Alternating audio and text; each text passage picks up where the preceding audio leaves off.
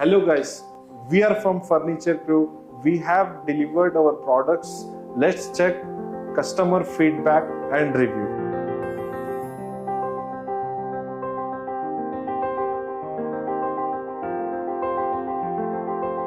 ಹೆಂಗ್ ಗೊತ್ತಾಯ್ತು, ಹೇಗೆ ನೀವು ಗುರುತಿಸಿದ್ರಿ ನಮ್ಗೆ? ನಾನು ಫಸ್ಟು ಇನ್ಸ್ಟಾಗ್ರಾಮಲ್ಲಿ ನಿಮ್ಮ ಪರಿಚಯ ಆಗಿತ್ತು.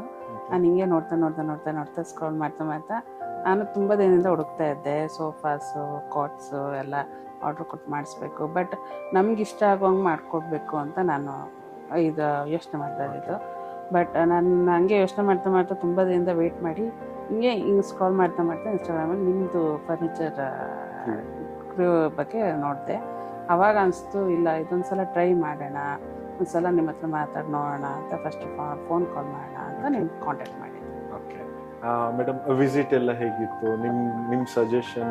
ಫಸ್ಟು ಹೇಳ್ಬೇಕು ಅಂದರೆ ಭಯ ಆಯಿತು, ಯಾಕೆಂದರೆ ಪರಿಚಯ ಇಲ್ಲ, ಹೇಗೋ ಏನೋ ಸುಮ್ಮನೆ ಬರ್ತಾರೆ, ಭಯ ಇದ್ದೇ ಇರ್ತಲ್ಲ. ಸೊ ಆ ಥರ ಅಂದ್ಕೊಂಡಿದ್ದೆ ಫಸ್ಟ್ ಟೈಮ್ ನಾನು ನಿಮ್ಮನ್ನು ಮೀಟ್ ಮಾಡಿದಾಗ.